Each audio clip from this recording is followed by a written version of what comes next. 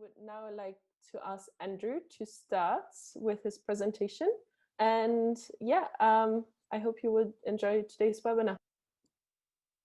Thanks so much, Julia, and thank you so much to everyone for being here.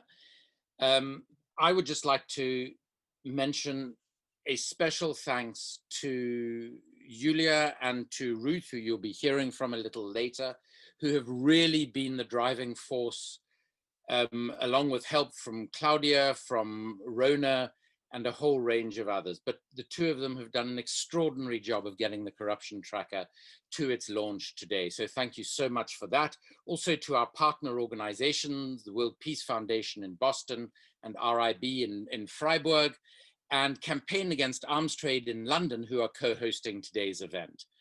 And finally, a thank you to the amazing lineup of speakers we have. I think you'll find that we have a breadth and diversity of speaker, not just geographically, but also from the perspectives that they're going to bring to the topic. And the obvious starting point, why develop an arms trade corruption tracker? The most obvious and simplest answer is that the global trade in weapons accounts for 40% of all corruption in all global trade.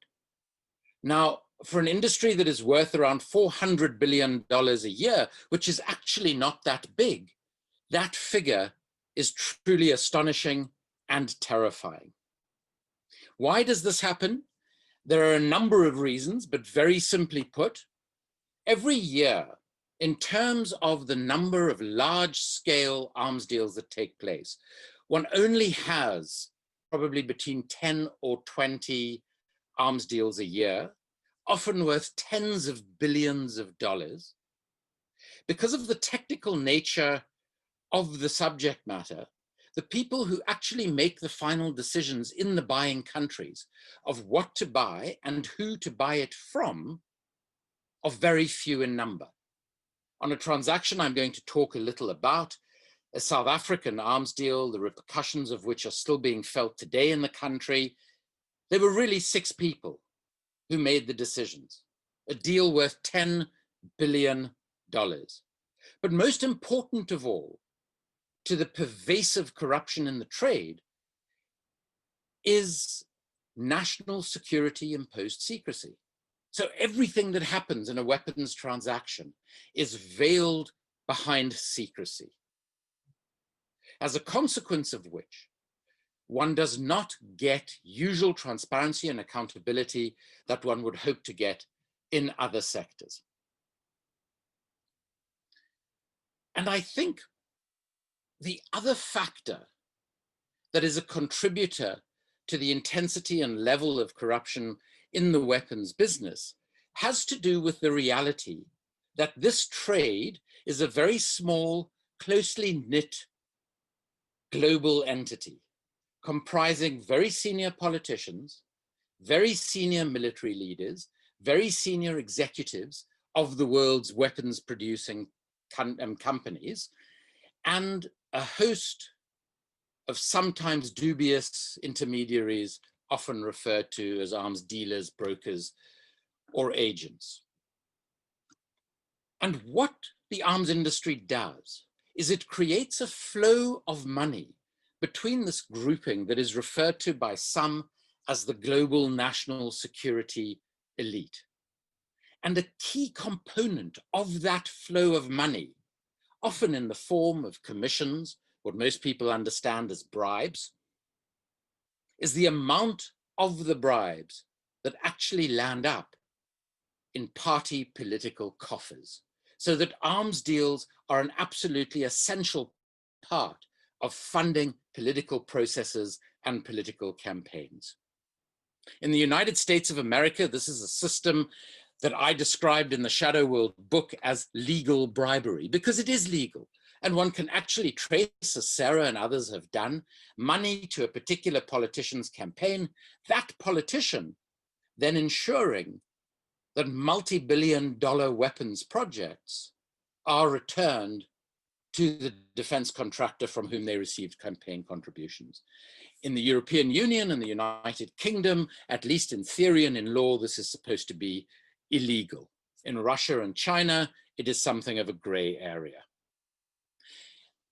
An important dimension of this close relationship amongst this national security elite is the reality that not only does most of what happened take place in secrecy, but that there is relative impunity for malfeasance or wrongdoing by participants in the global arms trade. So to give you just one figure from the book, based on a study that was done by Professor James Stewart at the University of British Columbia, where they identified 502 violations of UN arms embargoes, 502 violations, most of which involved levels of corruption. Only 2 of those violations resulted in any form of legal accountability whatsoever. 1 of them resulted in a prosecution.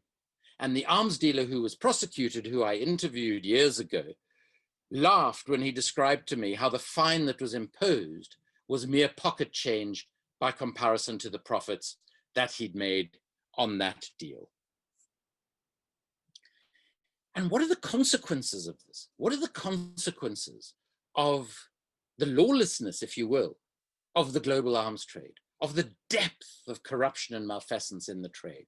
Well, first is obviously the undermining of democracy and the rule of law, not just in the buying country where the majority of bribes are paid, but also in the selling country, because some of those bribes return to the selling company, to that same national security elite, in what is described as the feedback from the bribes. The other impacts are obviously socioeconomic, huge amounts of money being spent on weaponry that could be spent on more pressing social challenges, the most obvious being the South African arms deal, in which the Kennedy School of Government at Harvard University indicated that the policy choice to spend $10 billion on weaponry that a South Africa, newly democratic, didn't need and have barely used until today, came at the time that the South African government was telling the 6 million people living with HIV and AIDS that they could not afford to provide them with the antiretrovirals that could keep them alive. As a consequence, said the Kennedy School, 365,000 South Africans died avoidable deaths over the following 5 years, and 32,000 babies a year in those 5 years was born HIV positive because the country couldn't afford mother-to-child transmission treatment, but could afford to buy jet fighters, half of which have never left the ground. And of course, at a time of a global health pandemic and an ongoing environmental climate crisis that is perhaps the greatest threat to humanity of all, the arms trade focuses only narrowly on national security, while largely undermining various aspects of what I describe as broader human security. And finally, in terms of a narrow perspective on national security, in terms of defense and security of individual countries, the extent of corruption and bribery in the global arms trade means that military forces often land up with inappropriate equipment for their purposes or with malfunctioning or subpar equipment. Again, South Africa bought jet fighters that didn't make the shortlist because the fighters offered didn't meet a whole lot of the basic technical specifications. But because this company was paying the largest amounts of bribes, these were the jets that the Air Force got, even though the head of the Air Force said they were completely inappropriate for their purposes. The F-35 jet, produced primarily in the United States of America, would be another example. So what this corruption tracker will do is it will reveal information in pursuit of greater transparency and accountability in arms deals around the globe. For the reality is that if there is no change in the way in which the arms trade operates today, it will continue to make the world more corrupt, a less democratic place, and perhaps most ironic of all, a less safe place. Thank you very much. Thank you, Andrew, for outlining the horrific ways of corruption that corruption interlines with the arms trade and how it uses the intransparent mechanisms that are in place already. I would now like to give the floor to Sarah, who will be talking on how corrupt networks span all our social and sectoral divides, and also how the arms trade, being a classic example of huge amount of cash being captured by both the private and criminal sector members of kleptocratic networks, uses those mechanisms in its favor. Sarah, thank you for being here. The floor is all yours. Thanks to the whole team for getting me, for shoehorning me in. I think there have been some technical issues with the Zoom settings. So, I mean, you know, obviously what Andrew has laid out is highlighting this particularly susceptible and dangerous sector. I'd like to just spend a few minutes standing back a bit from this specific sector to show how it fits into broader patterns of transnational networked corruption worldwide. And if anything, I'm going to get even more dire than Andrew was about the potential impacts of this. So just a couple of takeaways. Number one, in this period in world history, I think it's important for us to understand that the objective here is money. You know, there's a debate about, do corrupt actors seek money in order to gain power, or do they seek power in order to gain money? And I believe that in this period in our history, it's the latter. It's power in order to gain money. And the concern with that is that there is no stopping point. Andrew just, you know, netted $1.37 million on some, you know, petty little arms deal that he worked out. So I have to, you know, do a bigger deal, and then he has to do a bigger one, and then Ruth has to do another one. There's no end point to this. Whereas one could suggest that, you know, if somebody wants power, once they have it, you know, there's a kind of stopping point. Second, just to dig into the networks, again, Andrew spoke of a specific sectoral network, which is the sort of arms industrial, what did you call it? You can't unmute yourself either, but you remember the terminology, the sort of arms industrial ecosystem. And I would say that is woven into a much broader ecosystem in which the networks weave together strands that cross these borders that we usually have in our minds between public and private sector in general, and indeed criminal sector. So I can just say that I, you know, started getting interested in corruption 15 years ago on the ground in Kandahar, Afghanistan, and I was, you know, pretty friendly with the Karzai family at the time. The younger Karzai brother, who was sort of presiding over that part of the world, he himself represented that intersection. He was a public official. He ran a number of private companies that were getting development assistance, and he was running the main drug trafficking networks. And the way that worked was he would call officials that he had appointed along the trafficking routes to say, this convoy that is led by a maroon, you know, Hilux Toyota truck, let that one through, because that was the convoy containing his, you know, the narcotics that he was involved with. But on the return journey, very often it was Taliban driving these trucks. So on the return journey, they were bringing weaponry into the country. The role of public sector officials in these networks is to kick revenue streams to the networks by means of the types of deals that Andrew has been investigating, and also to bend the rules in order to enhance the opportunities for capture of these revenue streams by the network. And that includes, for example, even expanding a lot of the secrecy rules that Andrew was speaking about.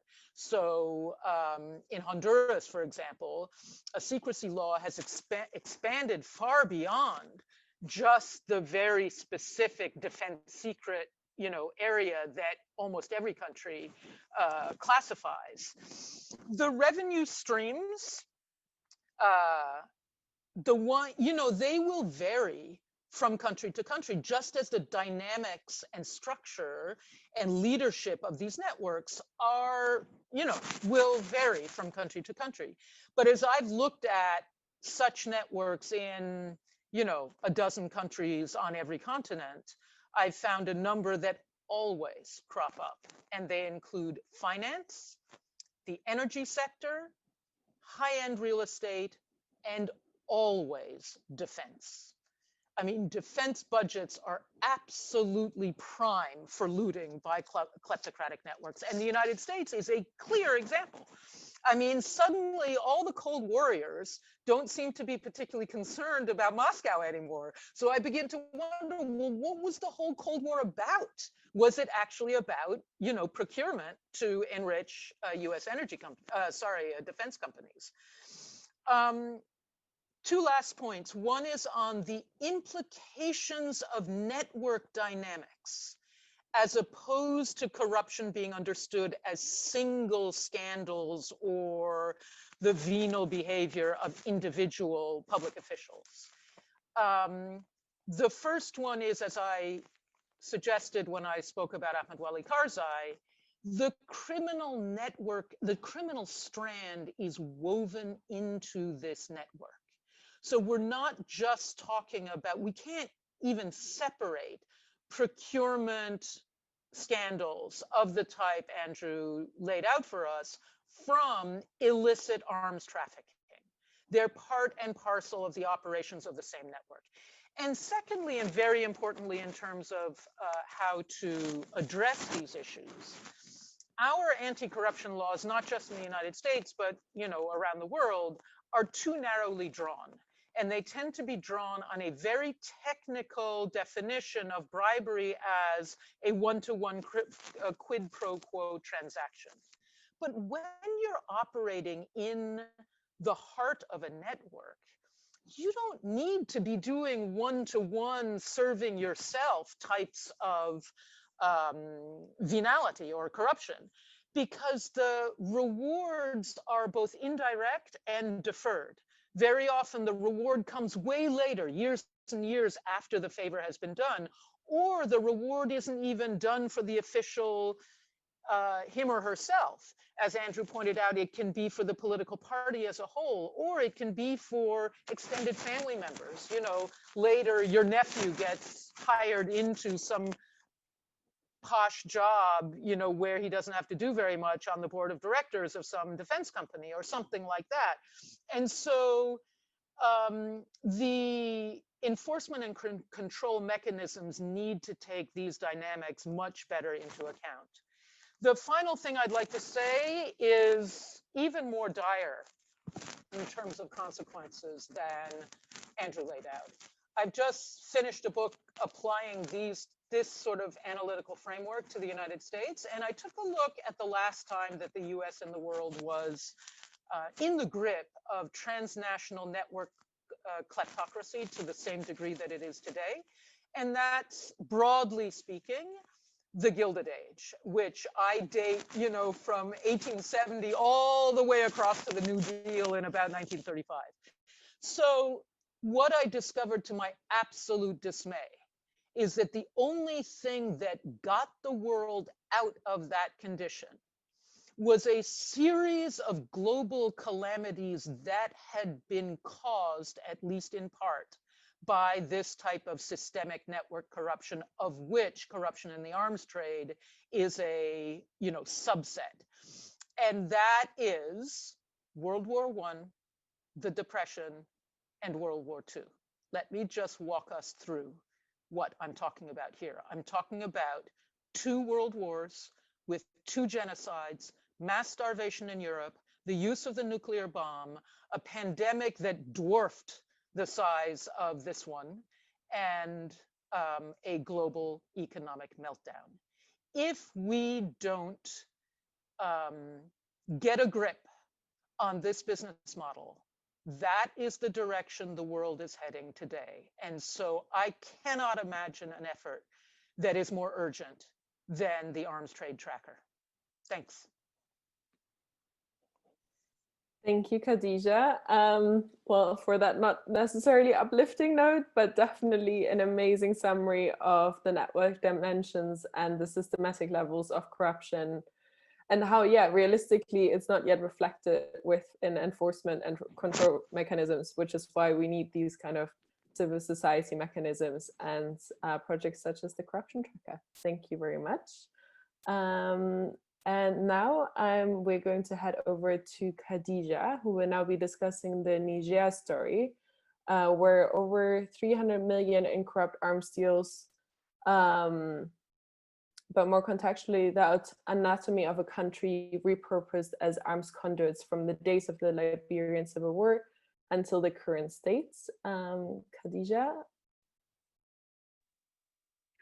Hello, I'd like to apologize for my camera not working, and also just to mention that Sarah Hayes and I had a mix-up on our names, so she was actually the previous speaker and very impressive. And I'm the current speaker. Okay, so I think people might have seen the movie Lord of War. About a decade ago, Nicolas Cage played a guy called Yuri Orlov. His character was modeled around Victor Bout, an infamous arms dealer. The opening scenes of the movie shows a battlefield surrounded by charred carcasses, armored military vehicles, discarded weapons, and a barren desert floor stained with what appears to be blood. But that was actually not filmed in, Iraq or in Liberia, which the movie looks at. It was filmed in Cape Town, where gangs and inequality and the superstructure of militarization and locking down and locking people up has become the norm. And within that same city are pockets of some of the world's most expensive real estate that belongs to people, including Dutch arms dealer Koevenhaven, because money launderers often stash their cash in prime real estate.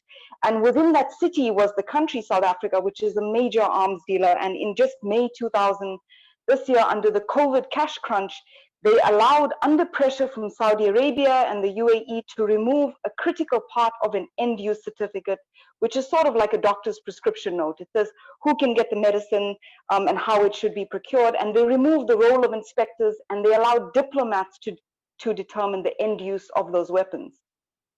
So as we know, Saudi Arabia and the UAE are some of the biggest arms importers in the world, and they're also some of the world's biggest arms exporters, especially to conflict zones.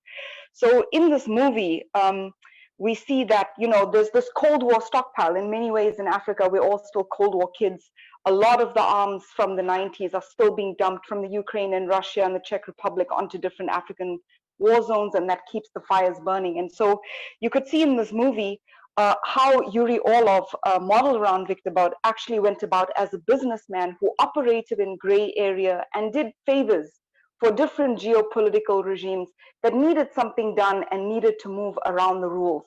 And in that way, we could see that while there seems to be a legal arms industry and then an illegal arms industry, corruption was really just a highly institutionalized legal system in some countries that performs as lobbying, and then it was an extra legal system in other countries, which we call illegal or corrupt, simply because the laws haven't been formalized to allow for these things to take place in a clearer way. But overall, as Andrew said, at least half the world's arms deals are deeply corrupt.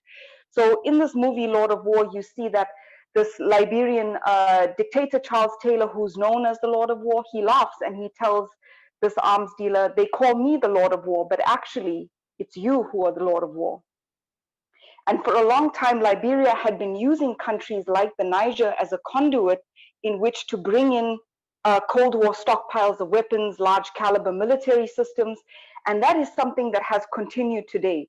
The use of Victor Boat and Lenin Minute system going through Sharjah in the United Arab Emirates, which has a very opaque aircraft registry, bringing it in through the Niger and then exporting it to other countries is old news. It's the keeping alive of a ghost that has been proved very effective for this very, very large industry.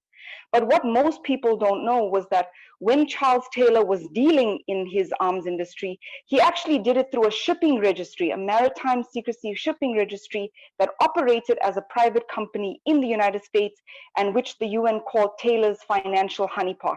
It meant that he was allowed to control the means through which timber and other resources were exported in order to bring arms in. So we've seen that when you're looking at a conflict zone in a specific country, it actually involves many, many other countries, and it relies on legal and financial secrecy that enables a large amount of other illegal activities globally. So while the Lord of War and the Sierra Leonean and Liberian conflict used the Niger, when we were investigating this story about $320 million in corrupt arms deals, we were able to see the same thing happening. The Nigerian government started cracking down on Boko Haram. A particular arms dealer, Abu Bakr Hima, through his Nigerian registered companies like TSI, came under the spotlight. So rather than continue operating in Nigeria, they shifted sideways to a geographic conduit, the Niger. From 2011 until 2019, the Niger, one of the world's most impoverished countries run by an autocratic regime, spent about $1 billion on arms, which was a significant chunk of their annual GDP. Of this, about half of the deals were red flagged and 320 million were absolutely conflicted. Hima's network controlled a number of the foreign and local companies that got the deals, about $240 million worth of deals. It was signed within gaps in the national security law that had a gray area. It allowed for some of the Niger's defense spending to be directly contracted with companies and without a tender. But even where a tender was required, they set up a false and rigged bidding system where they used fake or real companies to bid as competitors. They set about competition collusion to ensure that a certain company would win, and then they obtained the deals, importing arms at a heavily inflated cost from Russia, the Ukraine, and the Czech Republic. Hima also obtained a power of attorney from the Ministry of Defense, which is supposed to have the sole mandate over who gets this end use or this doctor's prescription. And so he not only worked as an agent for the arms dealers, but he also worked as an agent for the government, which meant that if this was a court case, he would be the judge, he would be the opposing counsel, and he would also be the jury. And he did so because of the interconnections of how corruption really works. It isn't something that can be legislated against if influence and power and capital align in ways that the law has not yet rooted out as a vulnerability. And so we could see that the Niger was being used for Nigeria. Conflict immediately went up in neighboring countries. At the same time, governments like the US, one of the world's biggest arms dealers, alongside Russia and China, they all form part of the UN Security Council. They were supporting the Niger because of the G5 Sahel initiative, which is meant to crack down on terrorism. So everybody had a vested business interest in keeping up conflict, in keeping up the supply and demand side of the arms industry, and in keeping businessmen like this as fixers in the center of these deals. Because like the guy in the movie says, at the end of the day, without operations like mine, it would be impossible for these types of countries to keep up the respectable business of war. Thank you. Thank you so much, Khadija. And thank you for really showing how within the Niger case specifically, the consequences of corruption within the arms trade and how it actually overlaps with and intersects with power and capital, and how it like goes around so many specific figures that are such establishments within the countries, but also just this global network of it. Okay, I'm going to ask now for Lowkey to speak. He will be focusing on more why this corruption tracker project is needed as a mechanism to hold the elite accountable, and also more like about bottom-up activism and the need for transparency through information. Yeah, thank you for being here, Lowkey. Thank you very much. It's an honor to be here. And firstly, I wanted to identify 3 reasons why the corruption tracker is needed.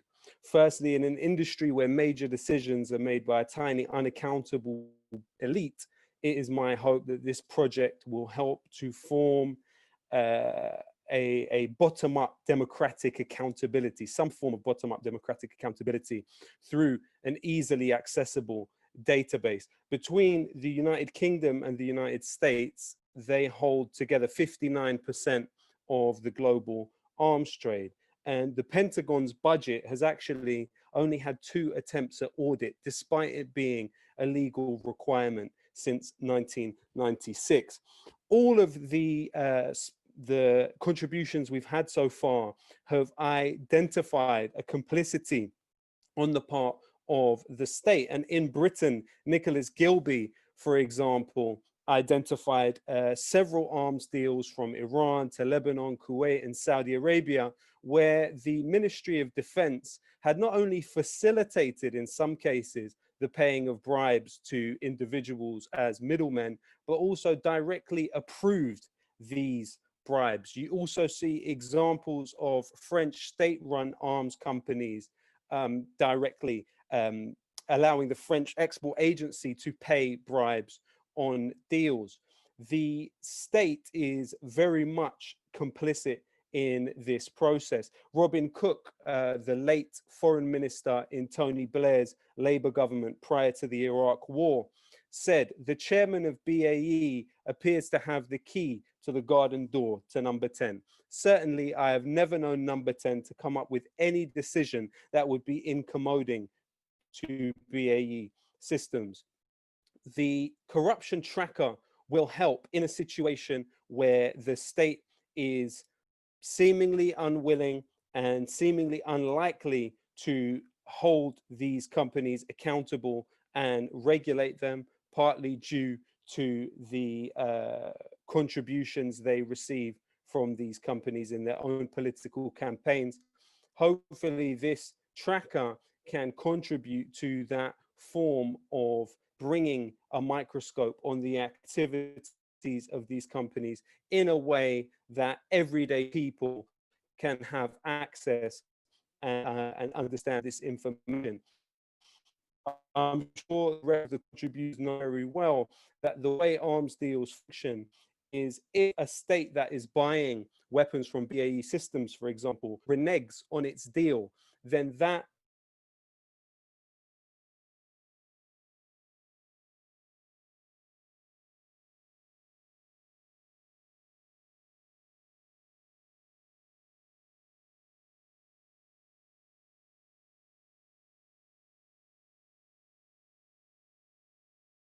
an asylum seeker from Algeria, and in which that vertical solidarity and horizontal blame is created, which puts the taxpayers' interests at one with the arms companies and at odds with an individual, in many cases seeking to escape dictatorial regimes. We know that Britain has sold arms to almost 40 of the 51 countries ranked not free on the Freedom House Freedom in the World report. Perhaps this important database can build us to a place where, rather than you having almost half of the British population not knowing that a war is even happening in Yemen, to a situation where they can understand not only are they subject to a sort of financial conscription through their taxes, but also finding a way to hold this tiny elite more accountable.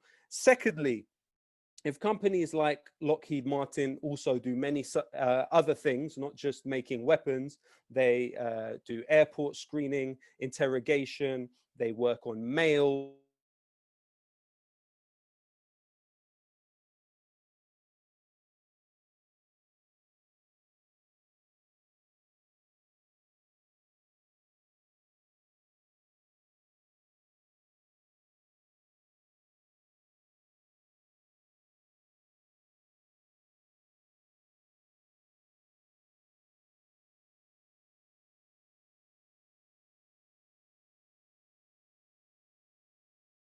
translate on a micro scale. Hence, you have Lockheed Martin being involved in numerous cases in which the company was sued for employment discrimination, particularly relating to issues around race and age.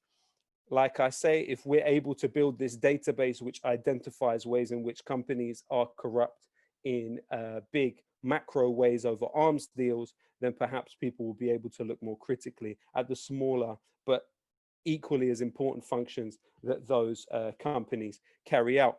Thirdly, It's my hope that important initiatives such as this could help pave the way to a greater and more democratic distribution of resources into places that it is desperately needed in the context of COVID and climate breakdown, especially at a time where predictions have it that half of the global working population may well lose their jobs, where remittances to the global south have gone down by 28%. And there are countries like Haiti or South Sudan where a very significant part of their GDP are reliant on remittances, the type of money that is spent yearly on not only the arms trade, but also subsidizing the fossil fuel industry, talking about $5 trillion per year, could be redirected in more ways which are useful for human health. Joseph Stiglitz put it this way: the global financial crisis was due in part to war. War spending provided less of an economic boost than other forms of spending would have. We know that in Britain, the UK Export Finance Agency, which supposedly, ostensibly supports all of British exports, puts about 50% of its resource towards supporting exports of weapons.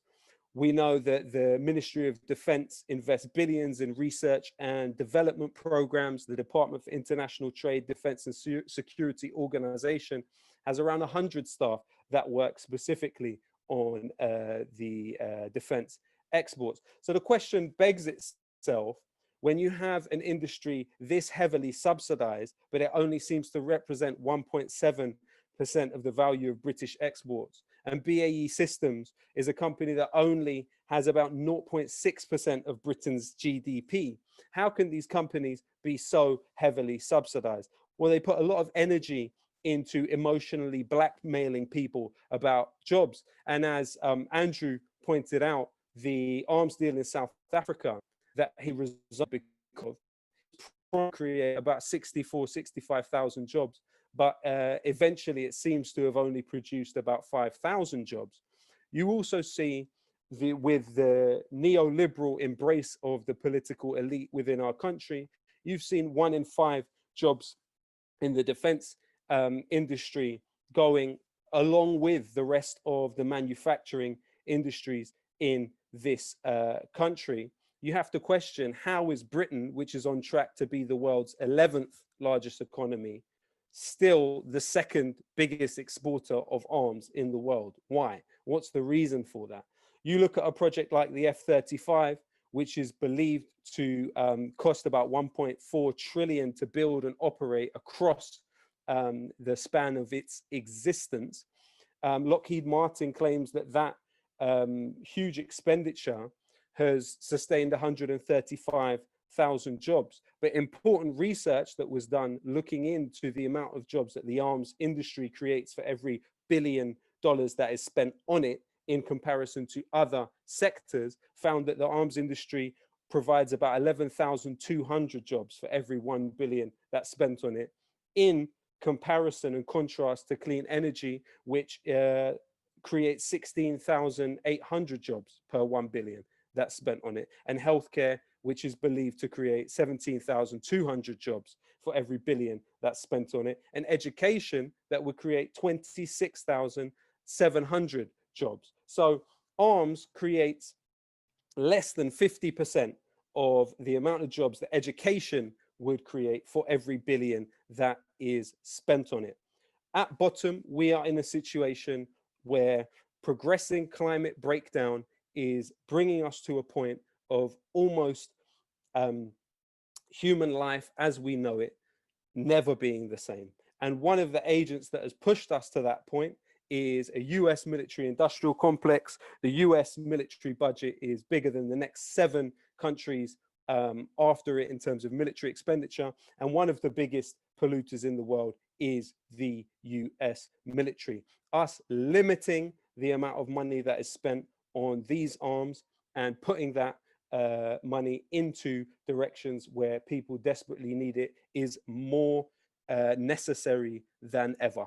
And it is for that reason I am honored to support the Corruption Tracker project.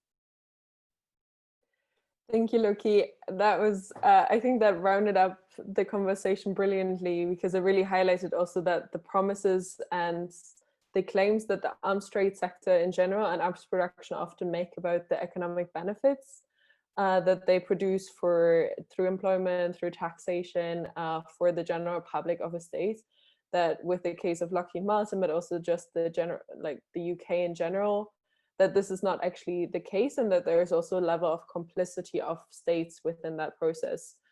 And the thing is also, by tying it back to COVID and also the climate crisis, which you only did briefly, but I think it's important that you also highlighted that, well, why it's sometimes not obvious, corruption does have victims, just because it deregulates and it moves funds in certain sectors where normally they could help the social services and thereby kind of enforce human security.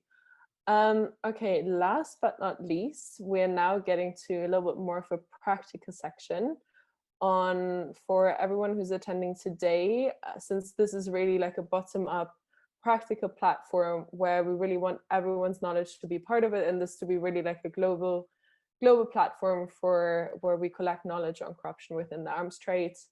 We will now have a talk by Ruth, who will be focusing on the corruption tracker and just how it works with its bottom-up submission platform, and how you can actually submit cases yourself. If anything afterwards is being left open, we have more information on this on our website, and we're also always happy to respond directly if you send us an email on the corruption tracker. For now, I'm going to give the floor to Ruth. Thank you so much, Julia. Thank you so much to all our brilliant speakers who have given us a really great deep insight into the dynamics of the global arms trade. I'm just going to quickly share my screen with you. As Julia mentioned, I have the honor of bringing to you a little bit of the practical side of how the corruption tracker works. Wait 1 second, maybe. Julia, can you see my screen? Can you see the PowerPoint on my screen? Wonderful. Okay. So in this case, Okay, in this case, I'm going to talk a little bit about the practicalities of the corruption tracker. I'm going to talk to you about submitting a case and why. So to begin with, the corruption tracker is designed as a submission-based platform. I think this connects really well to what Lowkey said and what others said about the necessity to have a bottom-up approach to tackling corruption in the arms trade, and to having a democratic approach as well. So the submission-basedness of the corruption tracker is by design. We recognize that as researchers and as students of the global arms trade, we are part of a global community of people researching corruption in the arms trades. And we recognize that no individual or organization can go this way alone. And therefore, we've designed a system of submissions, which we hope will enable this community of researchers to share their resources and share their work with others who are also interested. This means that the corruption tracker is not reliant on a single organization to research cases. We have already heard how much the arms trade hates transparency, hates bottom-up resistance. And to bring transparency, we think it is necessary to have as many eyes on the arms trade as we possibly can. So let me just really briefly introduce our website to you. So here on the right, you see a screenshot of our website that you can also visit. The key feature of the corruption tracker is a search tool, a filter tool. It basically means that all cases that are entered into the corruption tracker can be searched and found by searching for either free text or specific criteria. So for example, you can search by seller countries, you can search by years, you can also search by outcome status, so whether there have been any convictions in a specific case in a legal trial, for example. This search function will show you a page with all the cases that have been entered into the corruption tracker. And there you can then get a little note card. I have here the example of Ericsson's sale of radar systems to Greece. On this little small information card, you will have the years that the deal was active, the company that sold the equipment, the weapons, the arms, and also the country that received them. Then, oh, I'm seeing that I probably didn't switch my slide. Did I? No, I did. Okay, I'm so sorry. So you will also see the companies that received them and the outcome status. So it's basically just like online shopping, just you're searching for corrupt arms deals and not clothes or books, whatever you prefer. So when you click on a specific case note, you will be brought to a case page, and this will show you a standardized form of information. We used a standardized form based on a previously existing system used by the World Peace Foundation in their research. The data recorded on each case includes details on the sellers, the buyers, the deal values, where available also the sums involved in the corruption allegation, as well as accounts of the history of the case and the legal investigations into it. We hope that the standardized format can provide a starting point for further research into the case by giving a concise summary, but also links to further sources and the sources that were used to create this post on the corruption tracker. Now, at the top of our tracker page, you will see this little link. It says submissions. So maybe this is the most important section of my presentations. I will explain to you how you can submit a case. So when you go to this page, you don't have to be able to read everything here on the right. This is just an illustration. What you see here is our submissions page and then two of the documents that you can find there. So on the submissions page, you can find three documents, basically. One is the submission guidelines. Those are really important. Those tell you everything that you need to know about submitting a case. It tells you our definition of corruption. It tells you how to format your case and where to submit it as well. Then you will find the submission form in two formats, one a Word document and one a Google form. The Word document can be emailed back to us. This Word document and the Google form just contain our standard set of information that we need included or that you can include into the corruption tracker. It is fine to submit cases that are not completely researched. There might be fields that you might have to leave empty. Oh, sorry. Then there's also the submission form for updates or corrections. So if you ever see a mistake on the corruption tracker, you can report this mistake either by emailing us directly or by sending this corrections form, which we would appreciate because it lets us know exactly where you found the mistake and how you would like it to be fixed. So this can happen, for example, also when you have new information on a case. So when you see a case on our website and you think, oh, this number seems a bit outdated, and you look it up on the internet and you see, oh, I found an article that says actually we now have convictions in a specific trial, you can send us this update via this form as well. Okay, so this is an extract from the submission guidelines. It's supposed to just highlight some aspects. So for our corruption tracker, we reserve the right to reject submissions for any reason. This can, for example, be that the case is not sufficiently supported by evidence yet.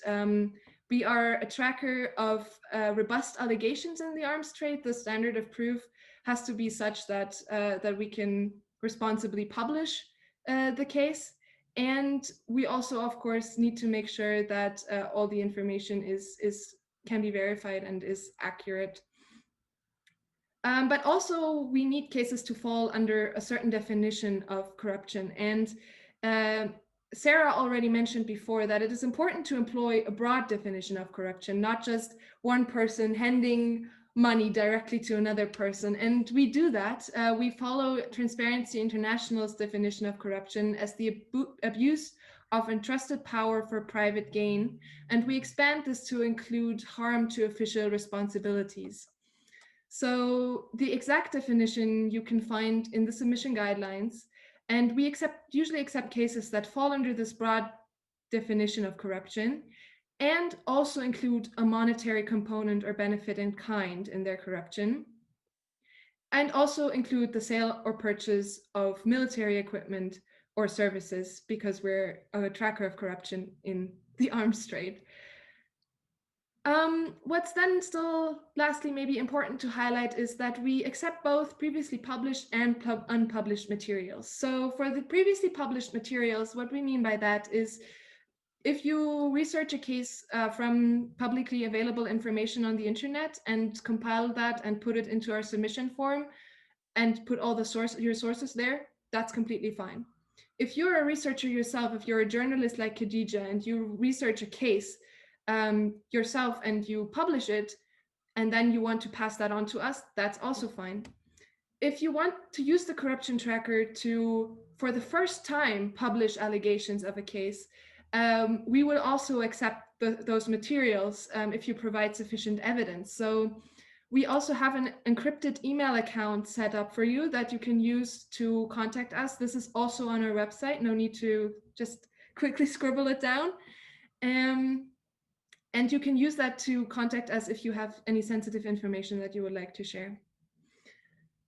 So that's it from my side. Thank you so much for attending the event. Where now Julia is going to, I'm sure, transition us into the Q&A. And please, just a reminder, please get in touch with us for any feedback. If you have any questions, any problems that we can help with, we're happy to hear from you, and our email address is on our website, and most of you probably also already have it. Thank you, and I'm going to stop sharing my screen. Perfect. Thank you, Ruth, for outlining the mechanics and for the contribution mechanisms for the corruption tracker. Well, as Ruth just said, we have now concluded with the presentation section of today's webinar. And I would just quickly do another shout out and just thank the incredible selection of panelists that we saw today for sharing their knowledge. I mean, everyone in themselves is a specialist within the field, and I'm just really thankful for everyone to dedicate their time to this. So kind of like a virtual clapping session. I know that we can't applaud, but I would still like to acknowledge that people have dedicated their time to join us today. Also, just as a short note, just because I've been checking in between, we have over 60 participants today, which we did have about like double the amount of people sign up, but that's the reality of Zoom. But I think it's a really great sign, first of all, for the need of the corruption tracker project, and secondly, that we do have this global community of activists that are dedicating their time and their energy to fight corruption in the arms trade. On that positive note, since we're always talking about the negatives of corruption and how it's intrinsic in our world, I would now like to invite all of you to either raise your hand function or post your question in the chat, and we will try to kind of systematically get to them. Please don't just unmute yourself. I did allow you to do that at this point, but please be respectful. And yeah, so I'm really excited to hear anyone's thoughts or comments.